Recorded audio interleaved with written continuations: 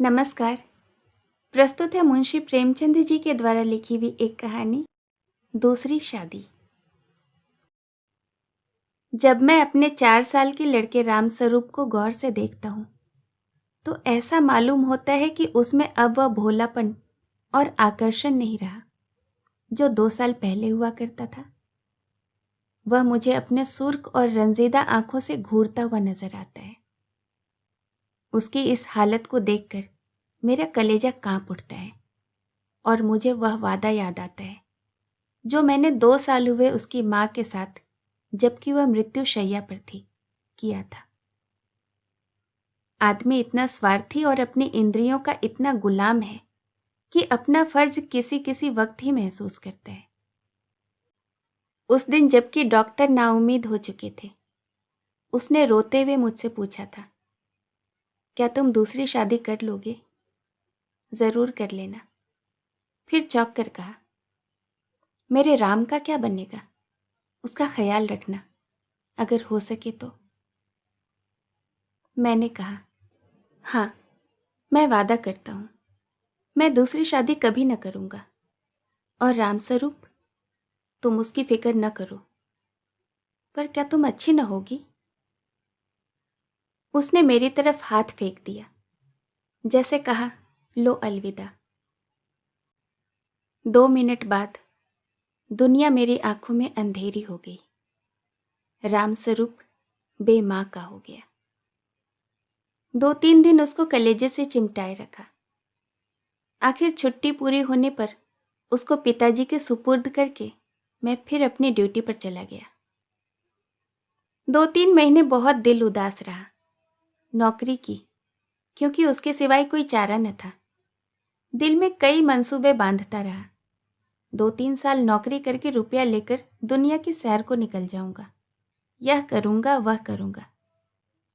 पर अब दिल कहीं नहीं लगता। घर से खत बराबर आ रहे थे कि फला फला जगह से नाते आ रहे हैं। आदमी बहुत अच्छे हैं, लड़की अकल की तेज और खूबसूरत है। फिर ऐसी जगह नहीं मिलेगी। आखिर करना ही है तो कर लो। हर बात में मेरी राय पूछी जाती थी, लेकिन मैं बराबर इनकार किया जाता था। मैं हैरान था कि इंसान किस तरह दूसरी शादी पर आमादा हो सकता है, जबकि उसकी सुंदर और पति प्राणा स्त्री को, जो कि उसके लिए स्वर्ग की एक भेंट थी, भगवान ने एक बार छीन लिया। वक्त बीत गया। फिर यार दोस्तों के तकाजे शुरू हो गए। कहने लगे, जाने भी दो, औरत पैरों की जूती है, जब एक फट गई तो दूसरी बदल ली। स्त्री का कितना भयानक अपमान है, यह कहकर मैं उनका मुंह बंद कर दिया करता था। जब हमारी सोसाइटी, जिसका इतना बड़ा नाम है, हिंदू विधवा को दोबारा शादी करने की इजाजत नहीं देती, तो मुझको शोभा नहीं देता कि मैं दोबारा एक कुंवारी कन्या से शादी कर लूं। जब तक यह कलंक हमारी कौम से दूर नहीं हो जाता, मैं हरगिज कुंवारी तो दूर, किसी विधवा से भी ब्याह न करूंगा। ख्याल आया, चलो नौकरी छोड़कर इसी बात का प्रचार करें। लेकिन मंच पर अपने दिल के ख्यालात जबान पर कैसे लाऊं? भावनाओं को व्यावहारिक रूप देने में, चरित्र मजबूत बनाने में, जो कहना उसे करके दिखाने में हम में कितनी कमी है, यह मुझे उस वक्त मालूम हुआ जबकि 6 माह बाद मैंने एक कुंवारी लड़की से शादी कर ली। घर के लोग खुश हो रहे थे कि चलो किसी तरह माना। उधर उस दिन मेरी बिरादरी के 2-3 पढ़े लिखे रिश्तेदारों ने डांट बताई। तुम जो कहा करते थे कि मैं बेवा से ही शादी करूंगा, लंबा चौड़ा व्याख्यान दिया करते थे, अब वह तमाम बातें किधर गई? तुमने तो एक उदाहरण भी न रखा कि जिस पर हम चल सकते हो। मुझ पर जैसे घड़ों पानी फिर गया। आंखें खुल गई। जवानी के जोश में क्या कर गुजरा। पुरानी भावनाएं फिर से उभर आई और आज मैं उन्हीं विचारों में डूबा हुआ हूं। सोचा था नौकर लड़के को नहीं संभाल सकता, औरतें ही इस काम के लिए ठीक हैं।